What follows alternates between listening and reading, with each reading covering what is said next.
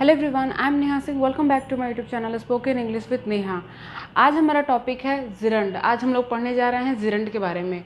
Gerund हमारा जितना आसान टॉपिक है, मतलब आसान टॉपिक में से एक है, तो ये जितना आसान है उतना कंफ्यूजिंग भी है, क्योंकि बहुत सारे बच्चे जो है वो कंफ्यूज रहते हैं जिरंड में, इन्फिनेटिव टू में और पार्टिसिपल में। ठीक है, इन तीनों में काफ़ी ज़्यादा कंफ्यूज रहते हैं, तो इसलिए मैं तीनों को एक साथ नहीं पढ़ा रही हूँ, मैं सिंगल वाइज लेकर के चल रही हूँ। पहले मैं जिरंड क्लियर करूँगी, ठीक है, फिर उसके बाद इन्फिनेटिव क्लियर करूँगी, उसके बाद हम लोग पार्टिसिपल पढ़ेंगे। ठीक है, एक और चीज़ इन तीनों में कॉमन ये है कि जिरंड और इन्फिनेटिव और पार्टिसिपल जो होते हैं वो हमारे नॉन फाइनाइट वर्ब होते हैं। ठीक है, हमारे वर्ब दो तरीके के होते हैं, एक फाइनाइट होते हैं, एक नॉन फाइनाइट होते हैं। ठीक है, नॉन फाइनाइट वर्ब जो है वो हमारे होते हैं जिरंड, इन्फिनेटिव और पार्टिसिपल। ठीक है, ये तीनों हमारे नॉन फाइनाइट होते हैं। बाकी जितने भी वर्ब होते हैं दुनिया में वो सब हमारे फाइनाइट वर्ब्स होते हैं। ठीक है, ये चीज़ क्लियर है। ठीक है, आगे बढ़ते हैं।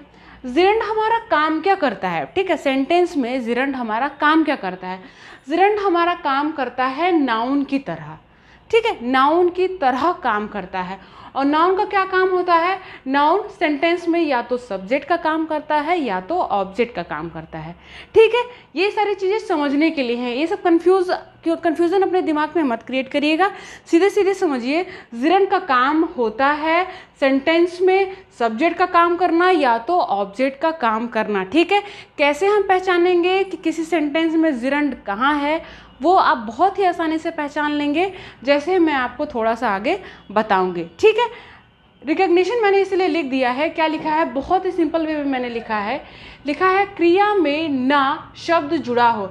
जब भी कोई क्रिया में ना शब्द जुड़ा रहता है तो वो हमारा जिरंड में आ जाता है। जैसे कि अगर यहाँ पे है खेलना, कूदना, हंसना, गाना, पढ़ना, ठीक है, सब में ना आया हुआ है ना, ये सब हमारे जिरंड हैं। ठीक है, यहीं पे मैं थोड़ा सा आपको आइडिया दे देती हूँ कि जब आप कोई वर्ड मीनिंग की बुक पढ़ते होंगे तो उसमें ट्रांसलेट मतलब इसका मीनिंग दिया रहता होगा। खेलने का क्या होता है? To play. कूदने का क्या होता है? To jump. हंसना का क्या होता है? To laugh. ठीक है, ये क्यों टू क्यों लगा होता है? वो इन्फिनेटिव टू होता है हमारा। ठीक है, आपको कन्फ्यूज़न ना हो इसलिए पहले से ही टू हमारे वर्ड मीनिंग की बुक में पहले से ही जोड़ दिया जाता है। ठीक है, तो आपको ये क्लियर हुआ कि वो जो टू होता है वो क्यों होता है, वो इन्फिनेटिव टू होता है हमारा। ठीक है, तो रिकग्निशन क्लियर है हमारी। अब हम वर्ब पे आते हैं। ठीक है, वर्ब ही है ये हमारा, जिरंड तो हमारा वर्ब ही है। मैं आपको यहाँ पे बताना चाहती हूँ कि जब भी कोई वर्ब होगी तो उसकी कोई ना कोई फॉर्म हम लोग ज़रूर इस्तेमाल करेंगे। ठीक है, फॉर्म का इस्तेमाल करना ज़रूरी है। ठीक है, तो वर्ब की हमेशा फोर्थ फॉर्म का ही प्रयोग होगा। वर्ब में हमेशा आईएनजी ही यूज़ होगी। जिरंड जो है वो एक वर्ब ही होता है, जैसे ये है ना नॉन फाइनाइट वर्ब, ये हमारा वर्ब ही होता है। तो कौन सा वर्ब होता है? जिस वर्ब में वर्ब की फोर्थ फॉर्म जुड़ी होती है, मतलब वर्ब में आईएनजी जुड़ी होती है, वो हमारा जिरंड फॉर्म होता है। ठीक है, वो हमारा जिरंड होता है। क्लियर है? इतना क्लियर है, कोई भी कन्फ्यूज़न नहीं।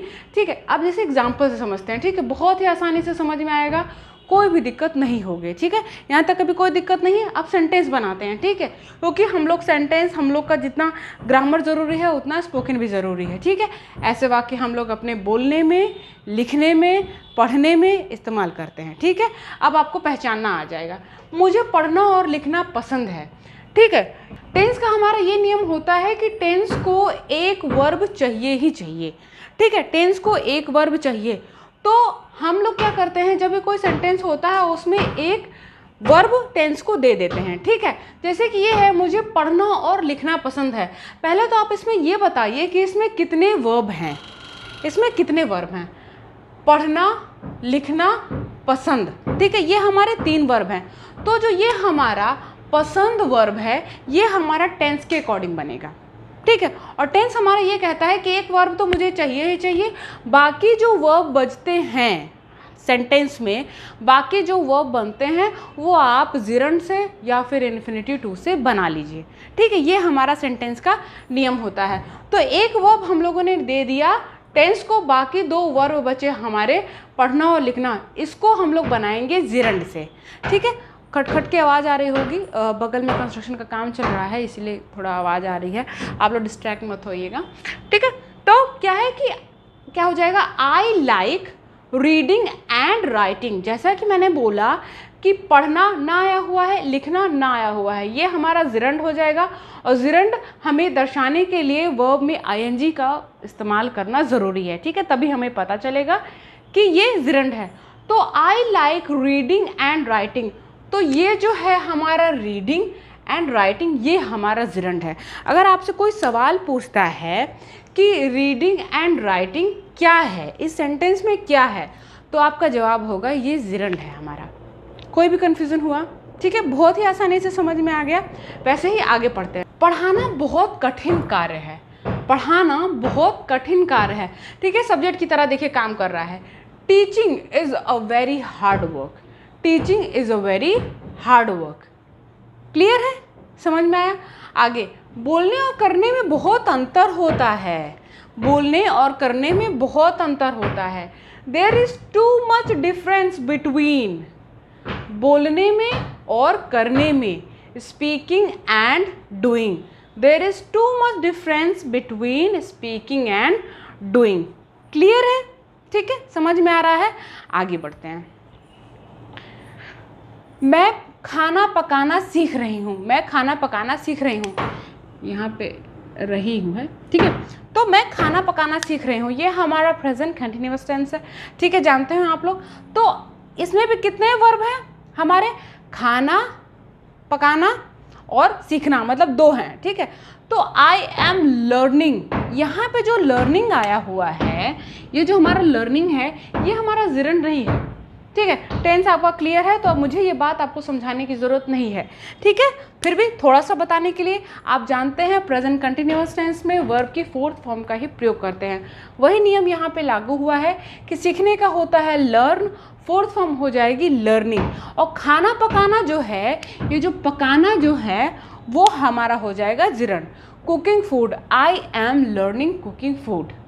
क्लियर है? यहाँ पे 2 जगह आईएनजी फॉर्म लगे हुए हैं, लेकिन दोनों का अपना अपना अलग अलग रूल है। ये हमारा टेंस के नियम से लग रहा है और ये हमारा जिरंड के नियम से लग रहा है। क्लियर है? ठीक है, आगे बढ़ते हैं। वह पढ़ना, लिखना और पढ़ाना जानता है। सेंटेंस में चाहे जितने भी वर्ब हों, ठीक है, एक वर्ब टेंस को देने के बाद जितने भी वर्ब बचते हैं, आप उनका प्रयोग इन्फिनिटिव टू या फिर जिरंड से करके बना सकते हैं, ठीक है। वह पढ़ना, लिखना और पढ़ाना जानता है। He knows reading, writing and teaching. He knows reading, writing and teaching. जानता है प्रेजेंट इंडेफिनिट टेंस है, ही के साथ एस का प्रयोग करते हैं। He knows reading, writing and teaching. Clear है? जिरंड हमारा क्लियर हो गया। क्या इसमें ऐसा कुछ भी था जो समझ में ना आया हो?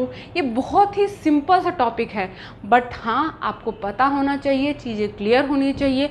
मैंने आपको आसानी से बता दिया, आपको कहीं पे भी कन्फ्यूज़न नहीं हुई होगी। इसी तरह हम लोग बहुत ही आराम से इन्फिनिटिव टू पढ़ लेंगे और हम लोग पार्टिसिपल भी पढ़ लेंगे, ठीक है। ये तीनों हमारे नॉन फाइनाइट वर्ब होते हैं, ये हम लोग जल्द ही ख़त्म कर लेंगे। तो ये था हमारा आज का टॉपिक जिरंड। आपको कोई भी सवाल हो, कुछ भी पूछना हो, तो आप मुझसे कमेंट सेक्शन में पूछ सकते हैं। ये वीडियो अगर आपको हेल्पफुल लगी हो, वीडियो अच्छी लगी हो, ऐसे ही और भी टॉपिक्स अगर आप पढ़ना चाहते हो मुझसे, तो आप इस चैनल पे बने रहिए। अगर आप चैनल पे पहली बार आए हैं तो चैनल को सब्सक्राइब किए बिना बिल्कुल मत जाइएगा। सब्सक्राइब करने के बाद एक बेल आइकन आता है, उसे ज़रूर हिट करिएगा, क्योंकि अगर आप उसे हिट करते हैं तो वीडियोस की आने वाली नोटिफिकेशंस आपको सबसे पहले मिलेगी और आप वीडियो मिस नहीं करेंगे, ठीक है। कोई भी टॉपिक आपका छूटेगा नहीं। तो मिलेंगे हम लोग नेक्स्ट वीडियो में। मेरे हर एक वीडियो में आपसे रिक्वेस्ट करती हूँ कि सिर्फ टॉपिक पढ़ने से नहीं होगा, इस पर थोड़ा सा प्रैक्टिस खुद से ज़रूर करिएगा, खुद से सेंटेंसेस ज़रूर बनाइएगा, खुद से सेंटेंसेस बनाने के बाद मुंह से बोलने की कोशिश ज़रूर करिएगा, ठीक है। इससे आपका ग्रामर और स्पीकिंग दोनों मजबूत होगा, ठीक है। तो मिलेंगे हम लोग अब नेक्स्ट वीडियो में, तब तक keep practising. Thanks for watching.